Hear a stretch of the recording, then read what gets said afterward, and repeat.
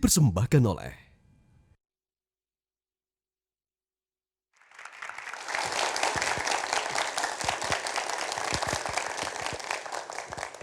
Karena sekarang saya tinggal di desa, perhatian saya kepada desa itu semakin hari semakin tinggi. Dan saya melihat ada satu tren atau kecenderungan yang semakin hari semakin terasa.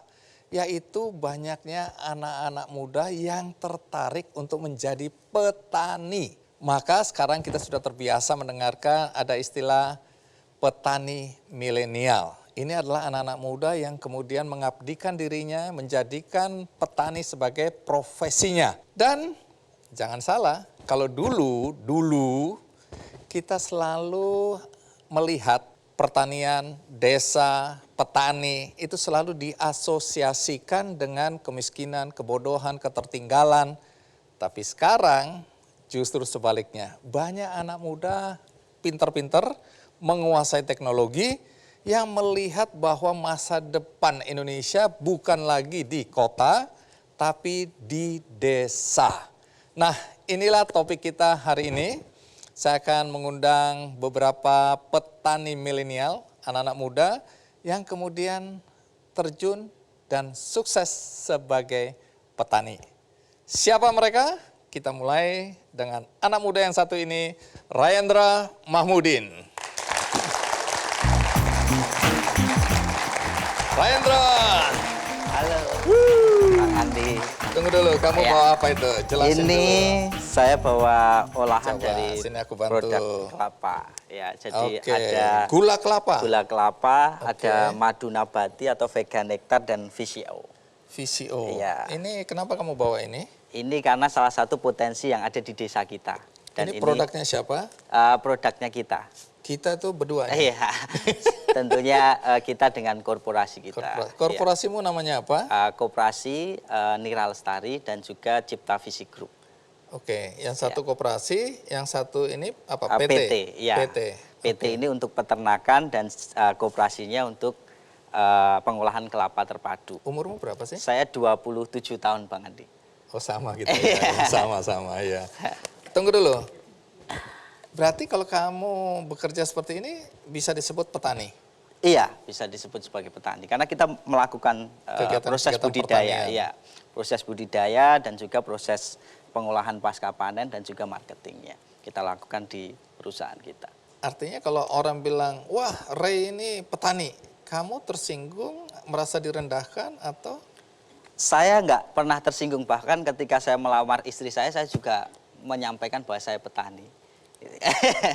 Istri mungkin karena udah cinta dibutakan lah Iya, matanya. mungkin. Tapi mertua gimana reaksi mertua? Mertua, alhamdulillah saya dapat mertua yang mendukung juga gitu ya. Walaupun menyebut dirimu petani. Iya, betul. Mertua nggak keberatan? Nggak keberatan, karena petani kan sekarang itu tidak identik dengan tadi yang disampaikan miskin, kotor, kumuh gitu ya. Ini Buktinya kan ini lihat. ya bisa keren juga kan gitu. Iya, iya.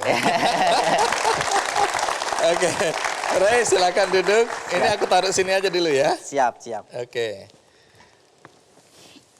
Baik ya, jadi terima kasih sudah mau hadir di acara Kikandi. Siap, siap Bang Andi. Tapi omong-omong asalmu dari mana ya? Saya asalnya dari Magelang, Bang Andi.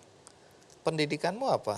Saya terakhir S2 Magister Agribisnis. S2? Iya, Petani? petani.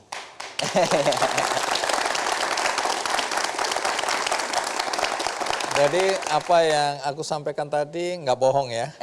Anak-anak pintar udah mulai masuk ke bidang pertanian. Betul. Umur 27. 27 tahun. CEO sebuah perusahaan. Iya. Dan juga ikut terlibat dalam koperasi. Iya, betul. Aku ingin tahu, jadi waktu pertama kali terpikirkan untuk menjadi petani atau bergerak di bidang pertanian itu umur berapa dan pada posisi apa kamu? Waktu itu saya kan memang berada di lingkungan pertanian. SMK itu saya SMK pertanian, Bang Andi. Atas pilihan atau keterpaksaan? Keterpaksaan awalnya karena saya nggak masuk.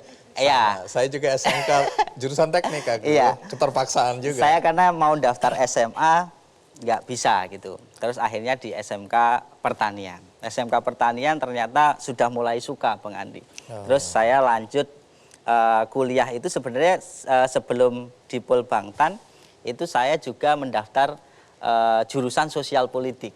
Tetapi setelah saya pikir-pikir, oh kayaknya saya mending pertanian aja. Akhirnya Melanjutkan saya, ya di SMK Politeknik itu. Pembangunan Pertanian Yogyakarta Magelang. Jurusan jurusan? pertanian, peternakan, sorry. Ray, sebelum kamu jelasin ya, sekarang berapa luas lahan yang digarap ya, terus kemudian ditanemin apa aja, atau ada pemberdayaan ekonomi di desamu atau di lokasimu, kita simak dulu ya, Iya. liputan tentang Ray berikut ini. Siap.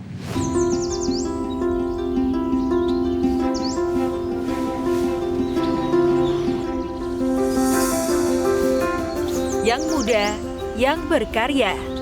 Semangat ini telah dibuktikan oleh Raindra Syahdan Mahmudin, peternak milenial asal desa Trenten, Kabupaten Magelang, Jawa Tengah.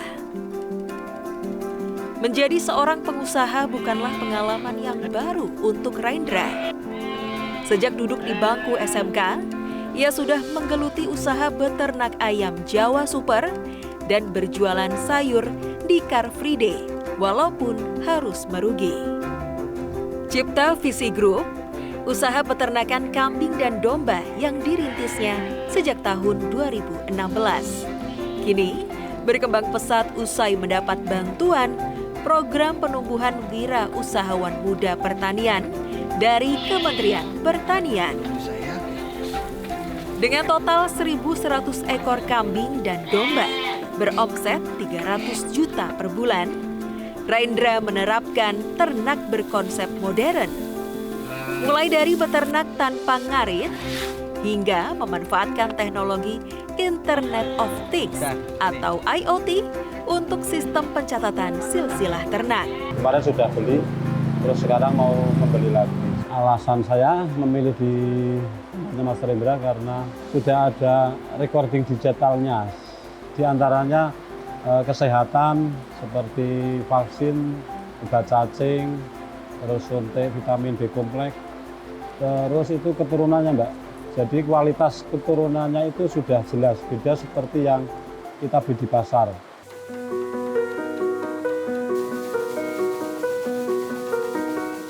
Tak puas sampai di situ, Rendra bersama sang istri Ella Rizky Farihatul mulai mengintegrasikan peternakannya dengan potensi lokal, yakni perkebunan kelapa organik.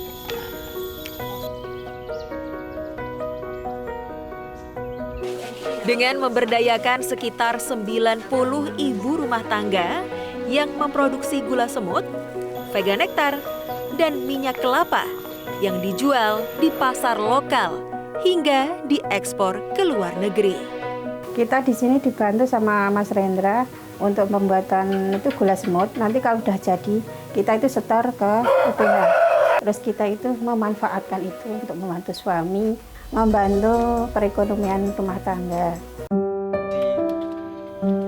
Sukses di dunia peternakan dan pertanian membuat Raindra tak pelit ilmu. Ia mendirikan sekolah tani milenial dan membagikan ilmunya tanpa dipungut biaya. Semua itu dilakukannya untuk meningkatkan kemampuan petani muda.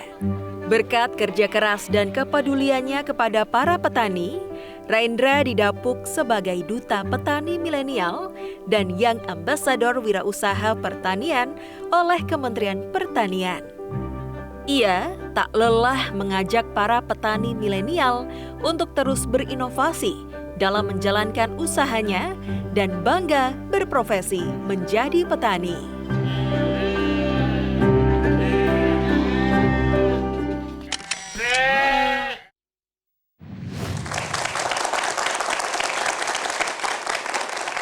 Oh Ray, jadi awalnya kamu lebih ke peternakannya ya? Betul, betul.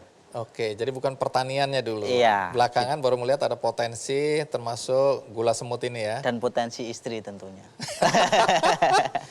Ini istri penting betul dalam hidupmu kelihatannya ya. Iya, iya. Oke, itu Penting hebat. betul. Harus begitu. Iya. Ya. Karena di balik suami yang sukses ada istri yang luar biasa. Amin. Baik. Ini kan masuk SMK jurusan pertanian dulu bukan niat dari hati awalnya. Tapi begitu kamu lihat potensinya, kamu mulai suka, kamu melanjutkan ya, didukung oleh pembiayaan dari Kementerian Pertanian. Jadilah kamu seperti sekarang. Alhamdulillah. Ya. Dari mana kemudian memulai peternakan apa itu tadi? Domba, kambing domba. Nah itu bagaimana awal mulanya? Untuk awal mulanya itu dimulai dari tahun 2016 itu saya dapat namanya program PWMP, Bang Andi. PWMP ini adalah penumbuhan wirausahawan muda pertanian. Program ini punya? Iya, punya Kementan. Harapannya yang sekolah di Polbangtan itu ya mereka jadi wirausahawan, bukan jadi PNS, bukan jadi pegawai, harapannya. Nah, sehingga program ini saya manfaatkan dan untuk saya belajar, Bang Andi. Dari mulai 10 ekor gitu ya, terus bikin itu modalnya kandang. dari mana? Dari hibah Kementerian Pertanian.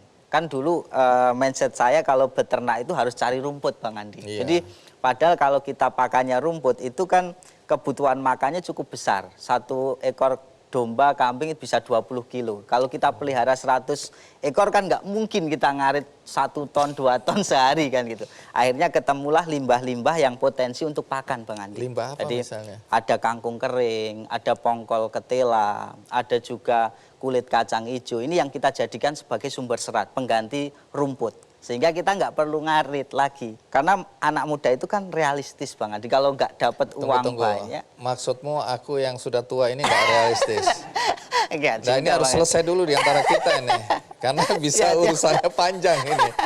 Oke, anak muda lebih realistis. Ya, realistis. Jadi kalau kita ajak untuk bertani, maka ya dia harus ada bukti bahwa ketika saya bertani harus ada untungnya. Sehingga kalau kita memberikan kepada teman-teman yang baru memulai atau merintis bisnis yang susah, rumit, nggak dapat untung, kan dia nggak mungkin komitmen, Bang Andi.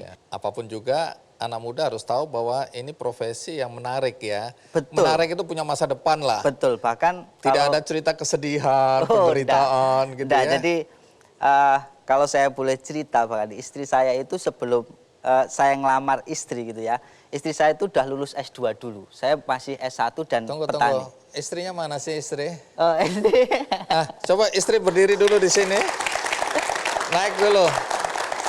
Ini dari tadi disebut istri-istri, berarti istrinya penting sekali. Udah nggak apa-apa, duduk di sebelah situ istri. Penting banget bagi saya, penting Bang Andi. Banget. Karena kalau tidak didukung lingkungan yang kondusif, terutama istri saya ya, itu nggak mungkin bisa berjalan sampai detik ini. Gitu. Istri S2 lebih dulu? Iya, sekarang S3. S3 kimia. Kamu S2? S2. Dan aku yakin akan S3 lagi nih nanti. Insya Allah, insya Allah. Oke, istri tunggu dulu. Aku mau tanya istri dulu, namamu siapa? Nama saya Ella Rizky Farihatul Maftuhah. Panggilannya? Ella. Ella, dulu apa yang membuat kamu mau dilamar sama Ray ini? Masa depannya kah? Wajahnya yang ganteng seperti bintang film kah? Atau nggak ada pilihan lain kah? Kayaknya atau yang kamu paling belum terakhir. sadar sampai hari ini belum sadar? Apa yang membuat kamu tertarik sama Ray dulu? Sebenarnya kita nikah kenalan cuma 20 hari. Hah? Iya, kenalannya 20 hari. Kenalan sama saya, dia mengirimkan biodata 10 lembar. Nama, alamat, pekerjaan, riwayat hidup. Ya, dari situ saya kenal makanan kesukaan, alergi, dan lain sebagainya. Tunggu. Jadi proposalnya ini pakai CV? Iya, Pakai betul, CV. Pak. Iya. 20 hari? Iya, betul. Oke, Ray. Siap. Nanti cerita ya soal itu tadi awal soal apa peternakan kamu udah cerita, tapi aku dengar waktu masih kuliah itu kamu dagangan tadi sempat diperagakan dagangan di emper-emper dagang sayur itu ya, di Car Free Day itu ya. Nah itu apa yang terjadi hari itu dan aku dengar kamu rugi sampai berapa? 60 juta. Iya, betul. Padahal ini masih kuliah nih. Masih kuliah. Pasti nggak punya duit itu ya. Iya. Duitnya siapa ya? Tunggu nggak usah jawab dulu. Iya, siap. Karena kita rehat dulu, ikuti terus Kick Andy. Saya sudah hidup di desa, sekolah di gunung gitu ya. Kuliah juga di desa karena Polbangtan Yoma itu di desa juga. Dan alhamdulillah insya Allah saya pengen dapat rezeki dari desa dan mati di desa, Bang Andi.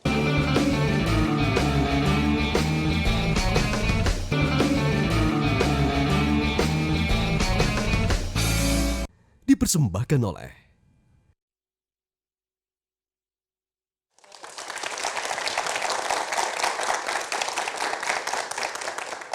Re, aku selalu senang mendengar ini, walaupun tentu yang menjalani penuh penderitaan ya.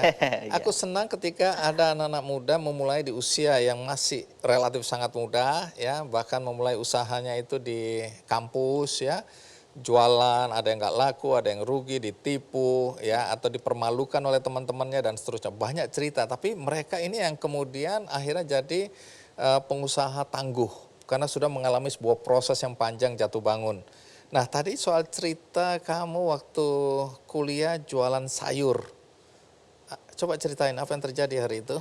Jadi waktu itu Bang Andi, saya itu sebelum jualan sayur itu pelihara ayam.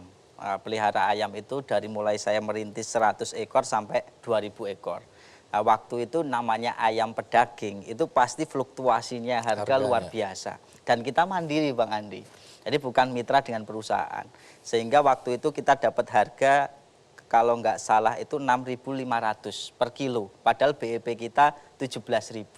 Nah ini kan ruginya udah sampai 10.000 per kilo Bang Andi. Nah waktu itu uang 60 juta itu tinggal sekitar 15 jutaan Bang Andi. Uang dari mana ini ya? Saya dibantu guru saya waktu itu, guru SMK saya. Jadi beliau melihat potensi saya, dan akhirnya beliau meminjamkan uang kepada saya gitu ya untuk memulai bisnis, dan itu tentunya prosesnya cukup panjang. Dan ketika rugi akhirnya saya bilang sama ibu guru saya, mohon maaf. Ibu guru ini ya, ibu guru mohon maaf saya belum bisa mengembalikan karena memang uangnya habis karena kena rugi, dan akhirnya saya mencoba cari jalan lain dengan jualan sayur di Car Free Day Bang Andi waktu itu. Ini di Magelang? Di Magelang. Teman-teman saya ini kan ganteng-ganteng gitu ya, karena pakai seragam kayak gini Bang Andi gitu, warna itu. Dia pada mejeng-mejeng, saya jualan sayur. Mejeng-mejeng cari pacar, saya jualan sayur gitu ya. Dan itu salah satu proses atau tahapan bagaimana saya mulai membentuk jiwa kewirausahaan saya Bang Andi. Karena ternyata menghilangkan rasa malu ini menjadi penting ketika kita mau berwirausaha. Oke, itu berapa lama jualan sayur di Car Free Day itu? Hampir sekitar 1 tahun. Itu untung atau rugi? Itu untung tapi sedikit Bang Andi. Karena untuk operasional dan juga makan gitu kadang masih sisa 25.000 sampai 50.000. Oke, sampai di sini dulu. Sekarang kan udah sukses ini kalau kita lihat peternakannya ya. Uang Bu Guru udah dikembalikan belum? Alhamdulillah sudah. Ada bunganya nggak? Guru saya nggak pernah minta Pak. Jadi dilebihin Coba saja. sebutkan namanya, menurut saya istimewa sekali guru. Iya, namanya Ibu Dian. Masih ada Ibu Dian sekarang? Masih ada. Saya sudah hidup di desa, sekolah di gunung gitu ya. Kuliah juga di desa karena Pol Bangtan Yoma itu di desa juga. Dan alhamdulillah insya Allah saya pengen dapat rezeki dari desa dan mati di desa Bang Andi. Wish. Dapat istri orang desa. Betul, orang desa. Yang juga siap untuk mati di desa. Jadi kalau kemarin timnya Bang Andi gitu ya, nanti boleh ditanya di tempat saya itu nggak ada sinyal Bang Andi. Karena memang di tempat kami itu kan banyak kelapa, jadi mungkin nyangkut di kelapa mungkin Bang Andi sinyalnya itu. Tapi saya sangat bersyukur Bang Andi, di sana tidak ada anak-anak yang main game, jadi permainan tradisional masih sangat aktif di sana, dan itu tentunya sehat sekali, saya juga nggak pernah ngira ketemu mutiara gitu ya. Saya saat ini diminta Bang Andi untuk membantu pemerintah Kabupaten Magelang untuk menjadi staf khusus milenial bidang pertanian. Jadi memang Bupati kami itu menginginkan pertanian di Kabupaten Magelang ini menggeliat lagi, terutama hadirnya anak-anak muda. Sehingga kami diminta untuk meramu lah Bang Andi, untuk mengajak anak-anak muda mau bertani. Karena itu hal yang sangat sulit, karena musuh kita itu bukan orang lain, tapi justru orang terdekat kita Bang Andi. Jadi kalau kita lulusan S2 gitu ya mau bertani, kadang ibu kita, ngapain kamu udah sekolah tinggi-tinggi kok jadi petani? Kan musuh kita yang paling berat adalah orang tua kita. Jadi orang tua dulu nggak setuju kamu jadi petani? Enggak Bang Andi, jadi pengennya jadi pegawai PNS. PNS, tapi kan alhamdulillah kita bisa memberikan Meyakinkan. kepercayaan bahwa kalau hanya butuh gaji gitu ya Pak, pertanian itu lebih bisa menggaji berkali-kali lipat dibandingkan pegawai, Bang Andi. Jadi sekarang sekarang orang tua udah ngerti lah ya. Iya, alhamdulillah sudah. Ini banyak anak muda yang tetap aja mungkin ya tidak tertarik untuk masuk atau terjun ke dunia pertanian. Apa statement yang kamu mau sampaikan untuk meyakinkan anak muda bahwa masa depan Indonesia itu justru ada di desa, di pertanian? Oke, jadi desa itu luar biasa kaya Bang Andi, dalam artian karena saya merasakan hidup di desa dan juga mencari bisnis di desa. Kalau kita berbicara mencari ide bisnis, sebenarnya ide bisnis itu semuanya sudah tersedia di desa. Tinggal kita bagaimana mengemas atau mengupgrade inovasi yang harus dimasukkan ke dalam potensi yang kita miliki. Sehingga selain kita bisa kaya dari bisnis yang berbasis potensi lokal, kita juga insya Allah bisa mensejahterakan masyarakat di sekitar. Karena kita jelas pasti membantu mengembangkan usaha yang sudah berjalan di dulu-dulu Bang Andi. Tetapi kita memang perlu hadirkan inovasi, hadirkan akselerasi sehingga petani ini kesejahteraannya lebih meningkat seperti itu. Jadi sudah ada pemberdayaan di situ ya? Iya. Baik, aku nggak akan tanya omset, nggak akan tanya berapa banyak jumlah masyarakat yang dilibatkan dalam kegiatanmu, karena aku udah lihat videonya sudah yakin ya. Terima kasih Ray. Siap. Terima kasih Ella ya. Tolong jagain Ray ya. Jangan berubah pikiran. Iya. Tapi Insya sejak awal sudah tidak ingin jadi PNS, ingin mandiri ya. Iya, Dan insya Allah. hasilnya pendapatan yang diterima berapa kali dari gaji PNS? Mungkin bisa 7-10 kali. Baik, terima kasih. Dan sekarang Ray ini Duta Petani Milenial. Betul. Kemudian Young Ambassador dari YES, Iya, Kementerian. YES itu YSS, apa Iya. itu?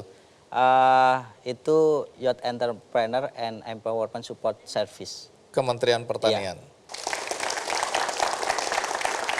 Baik, Raindra, Ella, terima kasih. Semoga inspirasi dari kalian berdua ini menebar kemana-mana.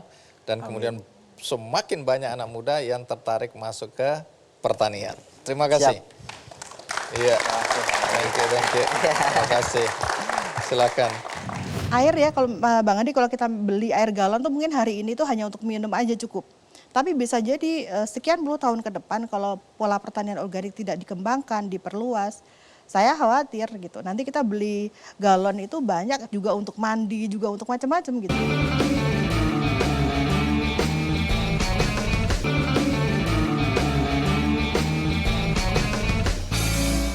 Dipersembahkan oleh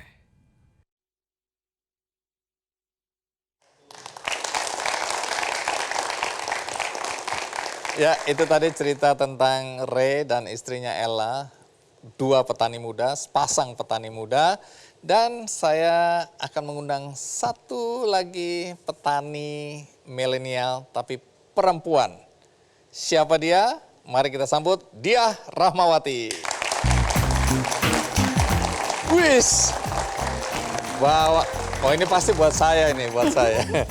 Coba Diah, apa kabar? Alhamdulillah baik. Ya, tunggu dulu. Ini kamu bawa daun. Pikirmu Itu aku sayur. kambing. Oh sayur. Itu sayur organik. Oh sayur organik. Betul. Kira masih seger ini ya? Betul. Oke, ini apa ceritanya dan ini apa ceritanya? Jadi kami itu memproduksi sayur organik di urban, di perkotaan. Di perkotaan? Jadi di kota pun kita juga bisa melakukan kegiatan bisnis pertanian gitu. Betul. Oke, di lahan-lahan yang kecil-kecil, yang sempit-sempit itu. yang sempit-sempit sudah bisa ditanamin sayur. Betul. Dan ini sudah ada produk olahannya juga, Bang Andi. Jadi kalau bilang produk olahannya apa? Ini ada kalestik, kita produksi juga kalestik. Nah ini harapannya kalau orang tuanya mungkin ya mengkonsumsi sayurnya, Iya. anak-anak tuh nggak langsung suka makan sayur gitu loh. Betul. Jadi kita produksi juga olahannya untuk menggantikan konsumsi sayurnya. Dari bahan sayur organik juga. Oh ini tapi bukan bahan ini. Bukan, sayur ini yang beda lain? jenis, betul. Oh, Kita oke. ambil sayur-sayur yang high quality gitu lah. Kale, Ya, kale betul. itu jenis sayuran. Jadi sayuran juga. Dia disebutnya Queen of Green karena nutrisinya sangat bagus. Oke. Tapi teksturnya tuh seperti daun ketela. Jadi mungkin kalau dimasak anak-anak nggak terlalu suka. Tapi kalau dibikin steak kayak gini, Betul. kriuk-kriuk Harapannya jadi suka. seneng. Oke, jadi kalau bicara perkotaan mana ini? Kita di Kota Malang di Jawa Timur. Jadi ini produk di Kota Malangnya, Betul. bukan di pinggir-pinggir Kota Malang. Bukan di area perkotaan. Lahannya sempit-sempit, tapi Oh. kita bisa buktikan kita bisa sustain gitu sampai hari ini. Oke, terima kasih. Silakan duduk, Terima Lea. kasih. Terus ini nggak apa-apa ya? Boleh, boleh. Jadi kalau aku tanya dia, udah berapa lama jadi petani? Kamu mau disebut petani? Mau banget karena memang berawalnya dari petani. Oh, mau banget ya.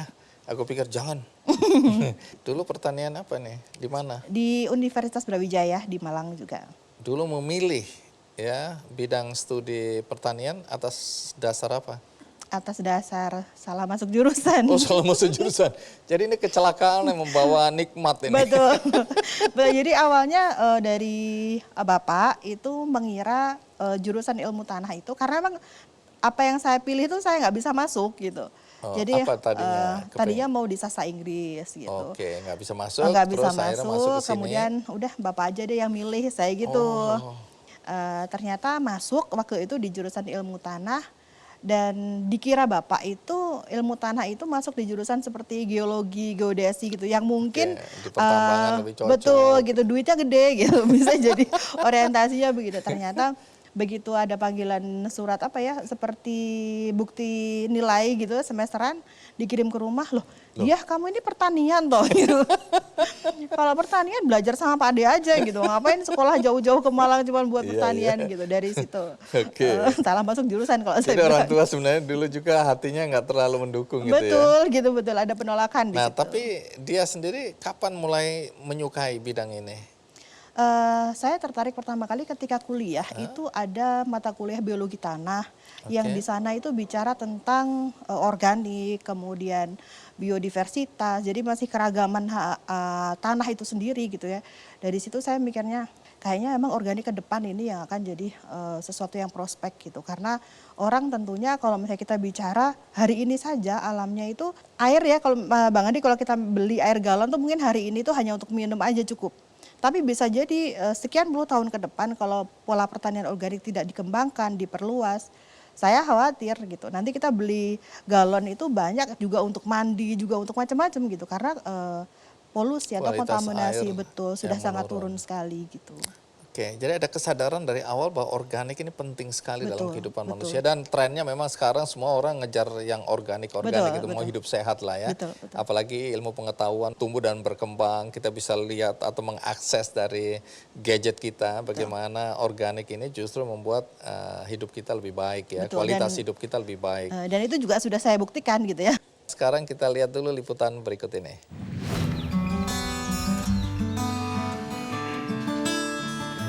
Didiagnosa oleh dokter menderita penyakit eklamsia atau keracunan kehamilan dan mengalami koma saat mengandung anak kedua menjadi kenyataan pahit yang harus diterima oleh Dia Rahmawati Wicaksana, ibu rumah tangga asal Cemoro Kandang, Malang, Jawa Timur. Kondisi tersebut sempat membuat mental dan psikisnya terganggu. Namun dia tidak menyerah begitu saja. Upayanya untuk kembali hidup sehat dengan rutin mengkonsumsi sayur organik di pagi hari ternyata mampu mematahkan vonis dokter. Berawal dari kebutuhan pribadi dan mahalnya sayur organik di pasaran, dia berinisiatif menanam sayur non-kimia tersebut di pekarangan rumahnya yang berukuran 3 x 1,5 meter. Ia mulai menanam sayur sawi, bayam, dan kangkung. Selama terapi dengan sayur organik, lulusan Fakultas Pertanian Universitas Brawijaya ini rajin membagikan pengalamannya di grup WhatsApp. Dari situ, banyak orang tertarik ingin memesan dan mengkonsumsi sayur organik.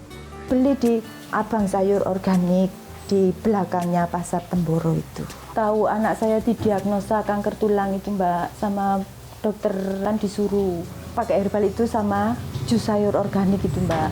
Di dalam kangkung Mbak, kandungan vitamin D-nya kan tinggi, untuk tulang kan bagus. Di 3 kebun utama seluas 2 hektar, Diah menanam 40 jenis sayur organik, mulai dari cesin, kubis, pakcoy, hingga kale. Berlabel Abang Sayur Organik, usaha produksi dan distribusi sayur organik dengan harga terjangkau yang dibangunnya kini berkembang pesat dan berhasil meraih omset hingga 90 juta rupiah per bulannya. Untuk memenuhi permintaan sayur organik yang semakin meningkat, dia menggandeng 19 petani mitra di Kota Malang dan Batu. Rata-rata, mitra dia memanfaatkan lahan di sekitar rumah mereka. Dia juga membuka kesempatan lebar kepada calon petani muda yang tertarik ingin belajar pertanian sayur organik di tempat pelatihan P4S Bumi Malang Lestari miliknya tanpa dipungut biaya. Kalau untuk ilmu pertanian organik, yaitu bagaimana cara kita berinteraksi dengan lahan ya, mulai dari cara menggantikan media tanah seperti pupuk dan juga tanah. Terus yang kedua, menanam sayuran seperti caisim, pakcoy green, kubis hijau. Terus kegiatan panen. Ibu Diah merupakan salah satu entrepreneur yang udah sukses, menjadi inspirasi saya juga karena selain jurusannya atau bidangnya sama juga, mempelajari hal yang sama, Bu Diah juga sosok pemimpin yang baik, terus tidak pelit ilmu gitu ya Mbak. Atas kesuksesan yang diraihnya, Diah masuk 5 besar kelompok penumbuhan wirausahawan muda pertanian terbaik tahun 2018 dan dinobatkan menjadi Duta Petani Milenial 2020. Bagi dia, bisnis bukan sekedar mengejar keuntungan semata, namun lebih dari itu, apa yang dilakukannya harus memberikan dampak sosial bagi sesama dan lingkungan. Sesuai dengan tagline Abang Sayur Organik miliknya, Stop Selling, Start Helping.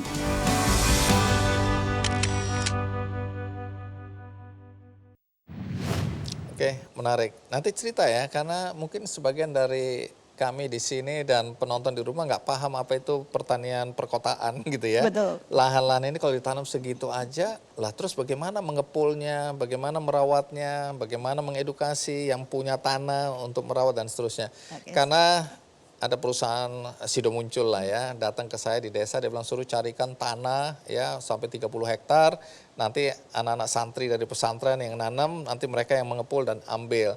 Tapi dia bilang bisa juga di tanah-tanah masyarakat di desa itu ditanamin misalnya kebutuhan dari tanaman-tanaman obat itu, nanti dikepul juga. Saya baru sadar ternyata kecil-kecil lahan di rumah itu bermanfaat sekali. Betul. Kalau dikumpulkan jadi satu ya. Ya. Nanti cerita bagaimana awal mulanya. Kita rehat sejenak, ikuti terus Ki Candy.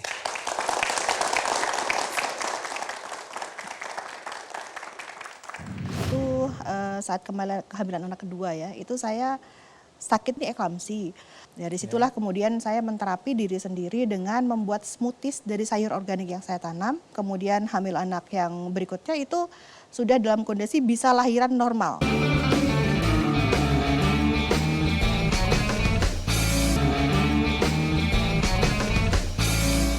Dipersembahkan oleh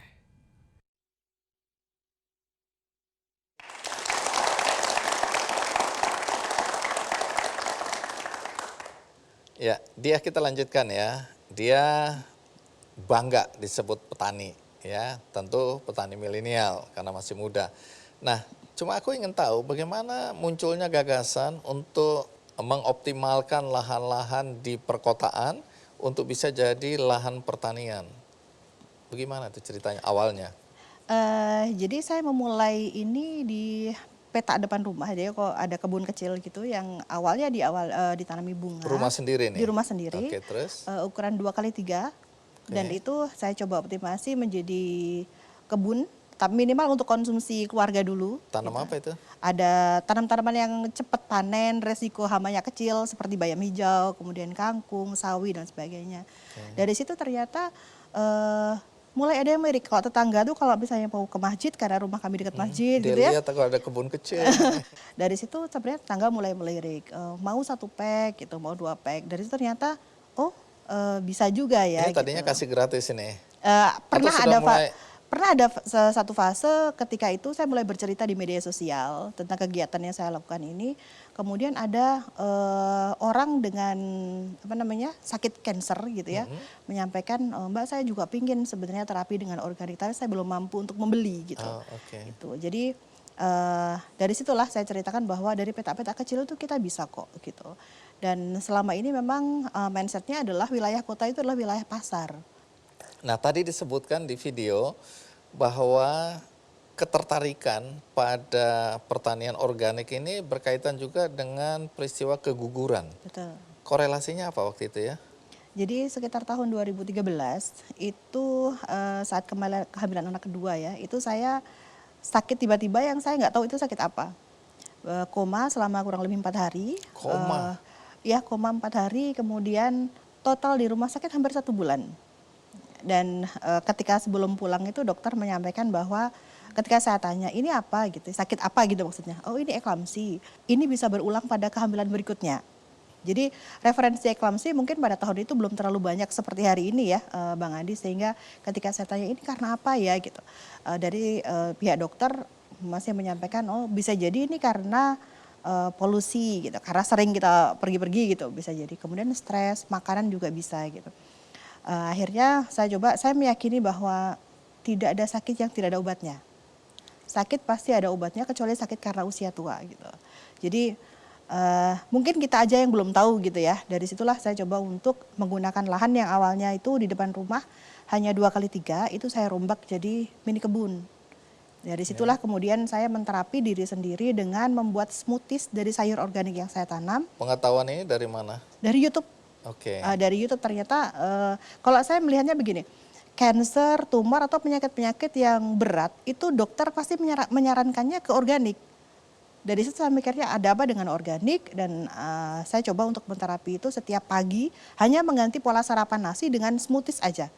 Selama kurang lebih 3 tahun, kemudian hamil anak yang berikutnya itu sudah dalam kondisi bisa lahiran normal di bidan, gentle birth gitu.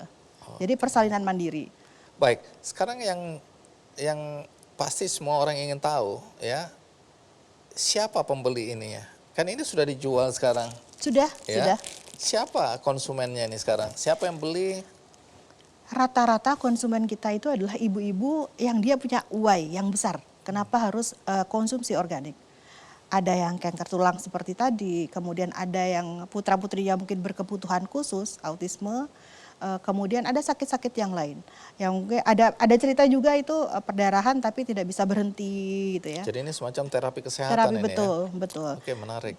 Pernah dapat bantuan dari Kementerian Pertanian? Saya itu 2015 membangun Abang Sayur Organik ini. Kemudian 2016 ada program PWMP, program penumbuhan wirausaha muda pertanian. Oh, seperti tadi ya? Betul, tahun 2016. Kemudian ada pendampingannya juga selama 3 tahun, Bang Andi. Jadi nggak cuma dikasih modal, tapi kita ada pendampingannya dan secara berkala kita ada report gitu yang harus kita laporkan. Iya, ini menarik ya soal pendampingan karena banyak sekali bantuan-bantuan yang diberikan, kemudian karena tidak ada pendampingan, akhirnya bukan ada niat untuk curang. Tapi mereka tidak mampu melanjutkan karena nggak ngerti lagi. Habis itu tahap berikutnya mau kemana lagi, bingung. Betul. Tapi kalau 3 tahun pendampingan, itu tenang kita ya. Betul. Karena kita akan tahu arahnya kemana. Dukungan itu diberikan, apalagi soal masalah-masalah perkembangan teknologi, keterampilan ya, dan pengetahuan tentang pertanian yang terbaru. Itu juga diberikan ya di situ ya. Baik, adakah sesuatu yang mau disampaikan kepada siapapun yang menonton acara ini tentang menariknya kalau kita bekerja, kita berusaha, kita berkegiatan di sektor pertanian? Sebenarnya kalau saya bilang pertanian itu adalah kegiatan bisnis gitu ya, yang tidak pernah selesai gitu. Prinsipnya adalah selama manusia itu masih ada kan pasti butuh makan. Dan kalau kita melihat PR kita terdekat 2045 ketika 100 tahun jumlah penduduk juga sangat banyak. Nah itu menjadi salah satu target pasar yang baru yang akan mungkin hadir gitu ya.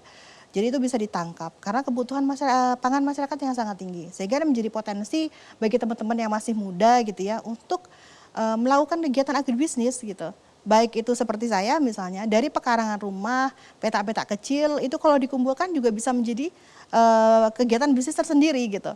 Dan ini sudah 7 tahun ya, terbukti bisa sustain gitu. Baik, makasih dia Terima sudah berbagi kasih. cerita. Ya. Kembali saya akan mengundang seorang petani milenial. Ya, ini pernah saya undang beberapa waktu yang lalu, tapi waktu itu kami bicara fokus pada bagaimana pemanfaatan teknologi digital dalam memasarkan hasil pertanian. Tapi hari ini kita akan dengarkan lagi bagaimana perjuangan dia untuk mengolah tanah yang tadinya tandus, berbatuan, menjadi tempat yang produktif untuk ditanami. Siapa dia? Mari kita sambut Gestianus Sino. Gesti, apa kabar? Baik. Tunggu dulu, mereknya udah Gesino. Iya. Maksudnya apa ini? Brand saya GS Organik. Jangan ngarang, ini pasti ada Gestinya, ada Sinonya. Iya. Waktu saya undang dulu belum ada ini ya? Belum ada. Jadi sudah ada perkembangan Ini baru? tahun kita mulai dengan stik sayurnya. Stik sayur? Ya. Wah, harusnya bawa banyak supaya semua penonton dapat ini. Ya, lain kali aja kita pesan berarti ya. Ini diproduksi oleh masyarakat di tempat kelompok saya ya. Di mana persisnya ini? Di Kupang, Desa Penfoy Timur, Kecamatan Kupang Tengah, Kabupaten Kupang, Provinsi Nusa Tenggara Timur. Siap. Oke, kita sambut Gestianus. Silakan. Gestianus, ya, ini sebagian dari penonton Kikendi mungkin belum dengar ceritamu atau sudah mulai lupa-lupa dikit, ya. Tapi usiamu sekarang berapa? Sekarang usia 39 tahun. 39. Mulai bertani sejak umur berapa? Sejak tamat kuliah, tahun 2013. Kamu kuliah jurusan apa? Jurusan pertanian di Fakultas Pertanian Universitas Nusa Cendana Kupang. Oke, tetap aku tanyakan apakah itu keinginan sendiri atau kecelakaan? Keinginan sendiri. Oh, keinginan sendiri. Oke, jadi kenapa ingin jadi petani atau ingin menekuni ilmu pertanian? Sampai kapanpun manusia tetap makan dan tidak semua makanan itu semua sumber dari pertanian. Sehingga itu yang mendorong saya untuk jadi petani. Yang berikut lagi secara topografi Provinsi Nusa Tenggara Timur, khususnya di Pulau Timur itu daerahnya berbatu karang. Dari 90% tanah itu berbatu karang. Dan tandus dan sangat keras. Lalu curah hujan juga sangat sedikit. Kita di sana mujur-mujur lah setahun bisa 3 bulan, tetapi yang normalnya 1 tahun cuma 2 bulan. Oke, jadi air susah, tanah tandus, bebatuan, artinya sebenarnya nggak ideal untuk pertanian. Iya, nggak. Dan itulah kondisi di desamu waktu itu. Di pulau kami. Tapi kamu tetap ingin jadi petani. Iya, karena apa ya? Saya ini latar belakang sarjana pertanian. Jadi kalau saya sarjana pertanian tidak ada contoh, gimana kita bisa mengajak orang untuk mau jadi petani? Oke, nanti cerita kelanjutan ya. Dari mana, siapa pembelinya, hasilnya seperti apa, apakah menutup semua biaya, dan rencana ke depan apa ini? Nanti ceritakan, sekarang kita rehat sejenak, ikuti terus Kikendi.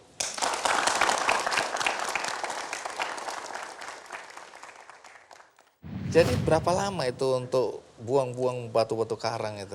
Kalau untuk lahan 1000 meter yang usaha saya pertama itu saya kerja sendiri 2 tahun itu. Hah?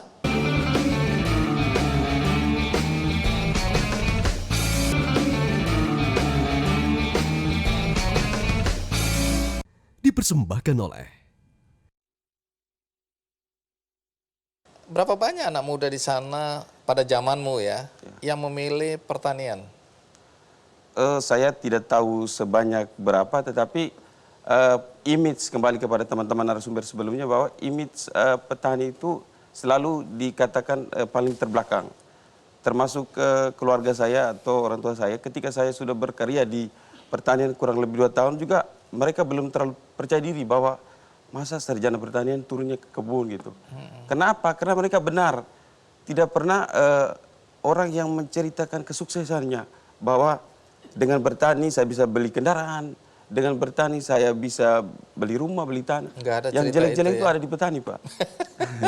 Baik, tapi kan ini ilmu pengetahuan yang kemudian nanti Gesti kan olah tanah waktu itu sampai tetangga-tetangga warga waktu itu bilang orang gila ini ya.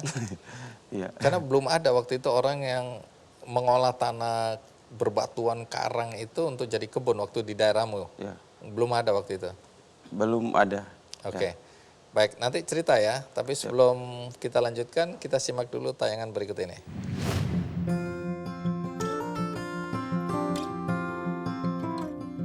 Secara topografi, wilayah Kupang, Nusa Tenggara Timur, 90%-nya merupakan batu karang. Curah hujan yang relatif rendah juga membuat kawasan tersebut gersang. Namun, di antara lahan tandus tersebut terdapat lahan pertanian yang menghasilkan beragam jenis tanaman pangan.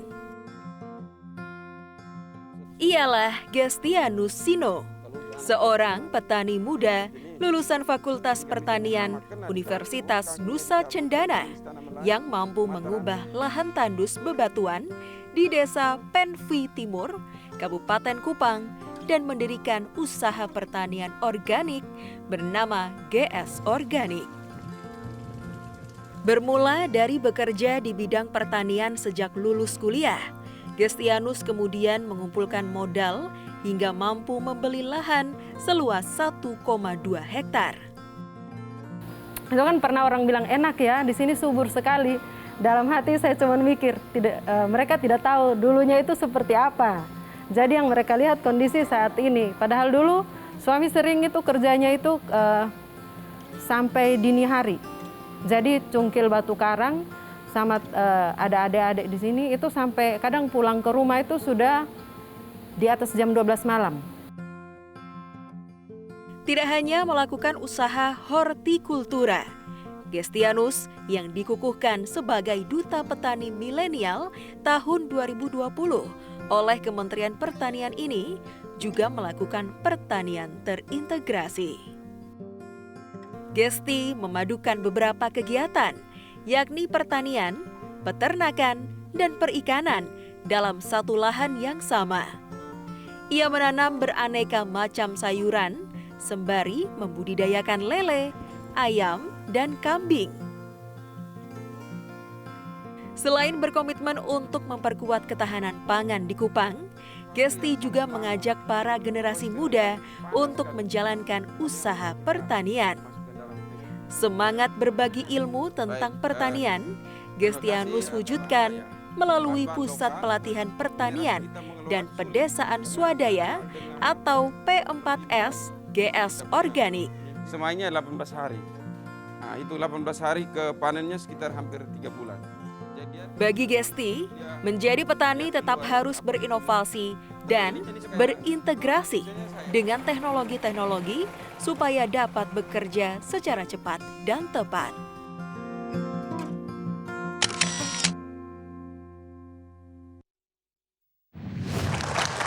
Ya. Sebelum cerita tentang tanaman apa saja yang ada di lahan yang diubah dari lahan bebatuan itu sampai menjadi kebun yang subur seperti tadi kan. Orang datang lah, wih tanah di sini subur ya. Dia nggak tahu prosesnya ya. Ada orang yang sampai jam berapa malam itu sampai subuh masih kerja itu ya. Jadi berapa lama itu untuk buang-buang batu-batu karang itu? Kalau untuk lahan 1000 meter yang usaha saya pertama itu saya kerja sendiri 2 tahun itu. Hah? 2 tahun 1000 Berapa meter. meter tadi 2 tahun? 1000 meter persegi. 1000 meter persegi itu 2 tahun? 2 tahun. Oke. Terus apa kata orang waktu itu? Waktu itu betul ada warga yang bilang ini orang gila ini. Itu betul? Iya Pak. Kenapa mereka bilang orang gila? Karena sudah saya sampaikan dari awal bahwa tempat itu memang agak susah untuk dikembangkan pertanian dengan batu terus kita bagaimana pikir air. Makanya saya sering bilang kalau mau pingin usaha itu jangan terlalu banyak berpikir lah. Buat yang kita bisa dulu. Nah kalau kita terlalu banyak pikir. Ini menarik ya. Kalau mau mulai satu usaha, kalau terlalu banyak mikir nggak jalan-jalan ya. Jadi banyak orang yang punya rencana besar dalam hidup dia. Saking besarnya dia takut melangkah. Jadi lebih baik satu langkah kecil yang bisa kita lakukan. Tapi nanti menuju ke langkah yang besar tadi itu ya. Itu yang dilakukan oleh Gesti ya. Baik, jadi Sebenarnya Gesti nggak gila kan? Tidak. Oh tidak. Waras. Waktu kita ketemu aku lupa tanya ini, tanahnya dari mana itu? Permukaan tanah itu kan hanya cuman 30 cm ketika kita cungkil batu, semakin ke dalam makin banyak batu lagi. Sehingga kita merakit lahan itu, kita tambah kompos dan tambah serbuk gergaji yang kita beli di bengkel itu. Lalu karena waktu itu kekurangan modal, saya dapat kegiatan-kegiatan semacam pelatihan itu, saya dapat duit. Tapi nanti duit itu saya beli tanah. Tanah itu bertrek-trek saya beli itu untuk masukkan tambah di lahan yang batu yang sudah cungkil itu. Jadi tanah apa itu sebenarnya? Itu tanah itu biasanya saya lewat di jalan umum itu ada proyek pembangunan jalan, ada tumpukan tanah, di situ kita lobby sama sopir atau sama konjaknya untuk kita beli tanah itu kirim ke tempat saya. Jadi kita menggantikan batu yang kita cungkil itu untuk jadikan apa ya, seperti apa, pot raksasa begitu ya pertaniannya. Oke, menarik. Kan tadi air sulit ya, tapi kalau dilihat videonya kok air banyak betul itu. Dari mana air ini? Air itu pertamanya kita beli tangki, jadi kita siram secara manual. Karena saya melihat air itu menjadi sumber utama untuk budidaya pertanian itu, sehingga saya bor saja, saya kumpul duit, saya tahun 2014 kita bor air, kedalamannya 98 meter dari bawah tanah. Ada air? Ada air.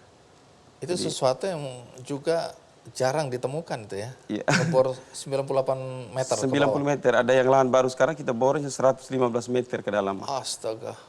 Monas tingginya berapa Monas? Ya segitulah kira-kira ya. Iya. Apa aja sayur yang ada sekarang di sana? Sayur yang saya budidaya sekarang ada 23 jenis.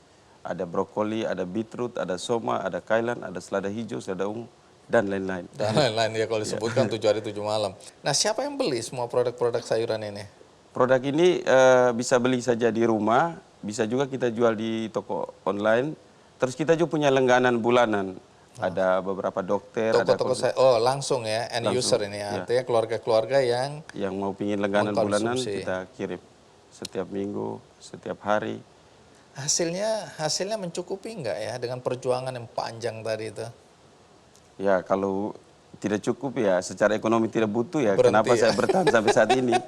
Dapat bantuan apa dari Kementerian Pertanian? Dari Kementerian Pertanian dapat PMP tahun 2020 kemarin, kita juga dapat. Sebenarnya dari Kementerian Pertanian itu, dari SDM itu kita banyak ruang-ruang kita kasih motivasi bagaimana kita bisa memperoleh akses kur. Kita dikasih pelatihan-pelatihan bagaimana penggunaan pupuk dengan baik dan benar. Terus sebenarnya itu yang paling penting itu. Oke, terus kita dibuka jejaring kerjasama dengan, seperti di Kupang, saya dengan SMKPP Negeri Kupang, dengan Balai Besar. Terus kita ada integrasi juga dengan teman-teman Duta Petani Milenial antar provinsi itu kita kenal. Saling bertukar pengetahuan ya. Itu manfaat yang paling dirasakan sekarang ini apa dalam konteks pengembangan usaha pertaniannya? Manfaat lebih rasakan itu kita lebih percaya diri. Karena kita sudah punya mitranya sangat banyak. Jadi Kementerian Pertanian sudah membuka ruang kita untuk mengakses ke pihak mana saja. Sehingga dengan kegiatan itu dari segi bisnis memang kita sangat untung karena hampir semua bidang melibatkan kita dengan kegiatan-kegiatan pertanian. Kalau dulu masyarakat menganggap kamu gila mengolah lahan tandus, lahan bebatuan, karang gitu. Nah dengan hasil yang sekarang bagaimana respon masyarakat? Ada yang tertarik untuk mengikuti jejakmu atau tidak? Kalau untuk dampaknya banyak. Saya setiap tahun pasti latih petani-petani muda di atas 300 orang setiap tahun. Kalau di rumah itu sudah ribuan yang datang belajar dari kabupaten-kabupaten, dari desa-desa, dari kelompok-kelompok tani, dari lembaga-lembaga lokal, terus ada dari SMK-SMK juga, dari kampus-kampus kita sudah mitra kerjasama. Dan artinya kalau dengar cerita ini berarti semakin banyak anak muda yang tertarik untuk terjun ke dunia pertanian ini? Sekarang sudah banyak karena kita tetap motivasi dan ya sekarang kan kalau dulu kan orang bikin proposal kan dalam bentuk tulisan, tetapi saat ini kita bikin proposal dalam bentuk kerja. Jadi kita terobos apa yang kita lakukan, kementerian datang lihat beri kita bantuan. Jadi kita tidak minta lagi. Kepada anak-anak muda yang tidak tertarik pada dunia pertanian, ada nggak sesuatu yang Gesti mau sampaikan? Himbauan untuk menjadi petani muda misalnya. pertanian itu tidak pernah ingkari janji. Itu pesan dari Pak Menteri kami. Tunggu, ulang. Pertanian tidak pernah ingkar janji. Apa itu artinya? Artinya kalau kita melakukan pertanian secara totalitas, secara utuh, dia tidak pasti mengecewakan kita. Hasilnya pasti akan membuat kita bahagia. Itu pesan dari Pak Menteri Pertanian itu yang kami selalu pegang di lapangan.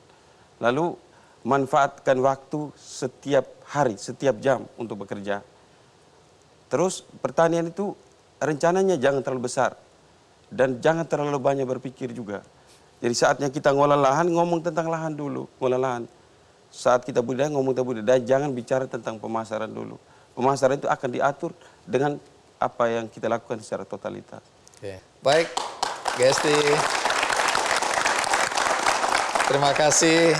Sesudah ini tentu kita akan mengundang sosok yang akan bisa memberikan perspektif tentang kegiatan dari anak-anak muda yang terjun ke dunia pertanian, yang kemudian kita kenal dengan nama petani milenial.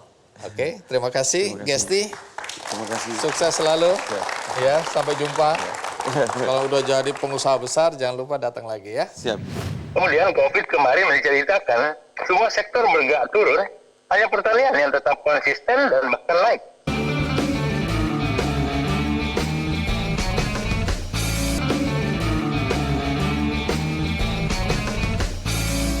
Dipersembahkan oleh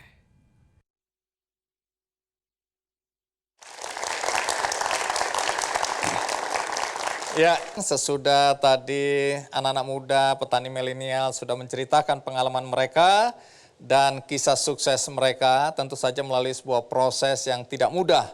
Tapi ini memberikan inspirasi bagi anak-anak muda bahwa desa dan pertanian tidak identik lagi dengan kemiskinan, dengan penderitaan, ya walaupun masih ada. Tetapi masa depan Indonesia itu ada di desa.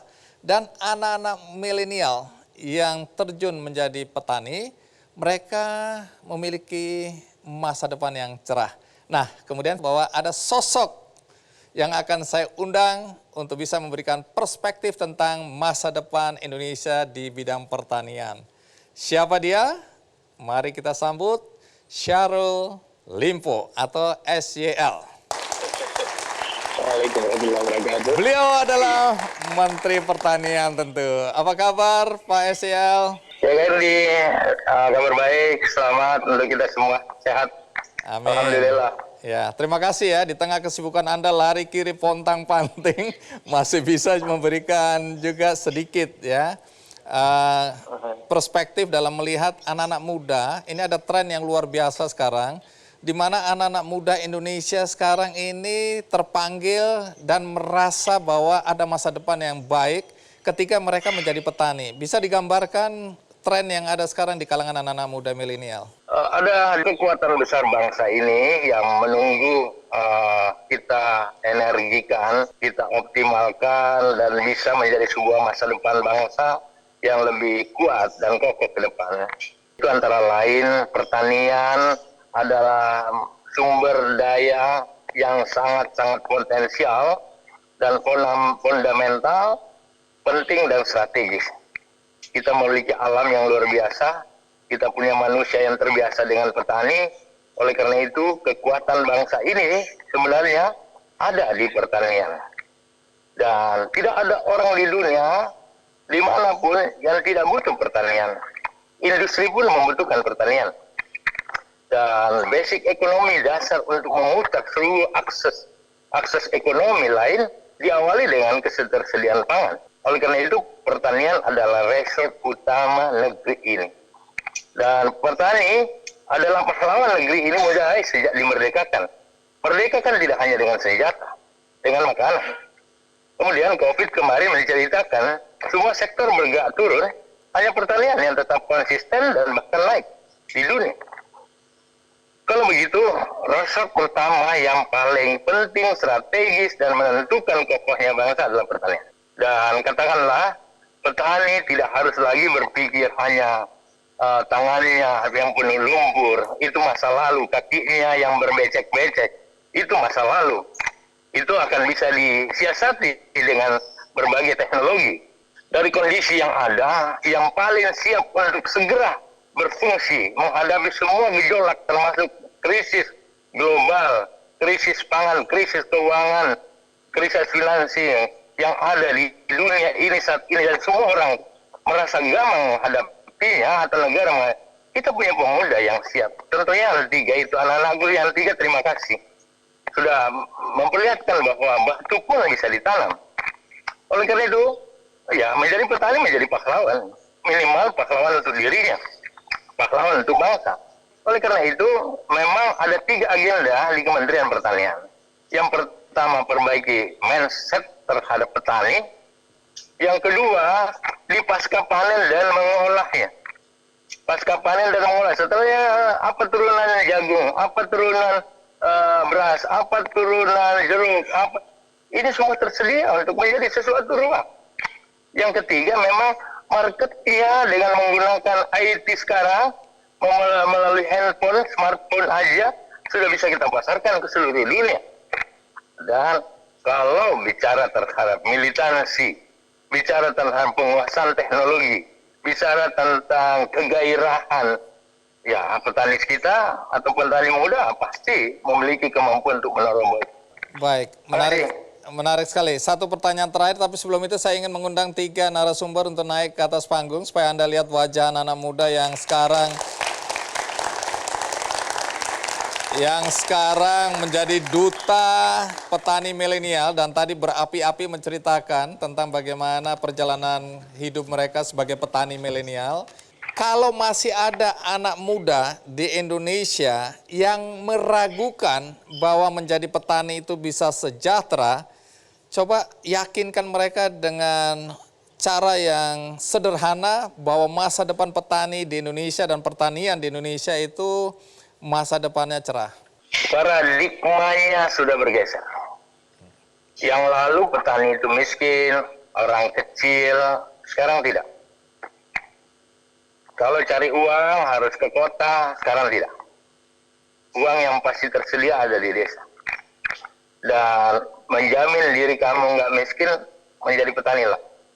Karena paling tidak kalau kau petani, makananmu pasti siap. Kalau lebih dari yang kau makan, jual. Orang lain membutuhkan pertanian. Kalau toh tidak bisa dijual, bagi-bagikan sama orang. Orang kaya aja yang bisa berbagi. Oleh karena itu saya pastikan, paradigma yang dulu petani itu miskin, tidak lagi. Dan saya pastikan, dari 30-40 ribu orang yang menjadi petani milenial, hampir saya tidak mendengar ada keluhan yang berlebihan atau ada yang kegagalan. Dan bagi saya, no news is good news. Kalau nggak ada keluhannya, menteri nggak perlu tahu bahwa dia membutuhkan dukungan dan backup saya pastikan. Dan seluruh jajaran Kementerian Pertanian tahu apa yang harus dilakukan menghadapi petani milenial, karena mereka harus terbackup kuat dengan semua UPTD di Kementerian Pertanian di seluruh kabupaten kota. Dia harus tercatat di situ, diikuti dengan baik, jangan ganggu mereka. Kalau mereka punya persoalan, kewajiban saya turun tangan melalui tangan-tangan Kementerian Pertanian. Oleh karena itu jangan ragu bertani. Paling tidak kita masih butuh beras yang banyak, jagung yang banyak, kedelai yang banyak. Dan saya berharap ya sepanjang kita bisa tanam, ya pasti saja kita tidak usah impor dong. Baik, menarik sekali, kita berikan aplaus ya. Ya, ini tantangan yang berkali-kali disampaikan oleh Presiden Jokowi juga, bahwa ke depan itu hati-hati, selain krisis energi, ada krisis pangan yang harus kita antisipasi, dan ketahanan pangan di Indonesia ini menjadi salah satu fokus, menjadi salah satu agenda penting bagi bangsa Indonesia. Dan tadi sudah dijelaskan dengan bagus sekali oleh Menteri Pertanian Pak Syahrul Yassin Limpo. Terima kasih Pak SYL, sehat untuk Anda selalu, tetap semangat. Sampai jumpa.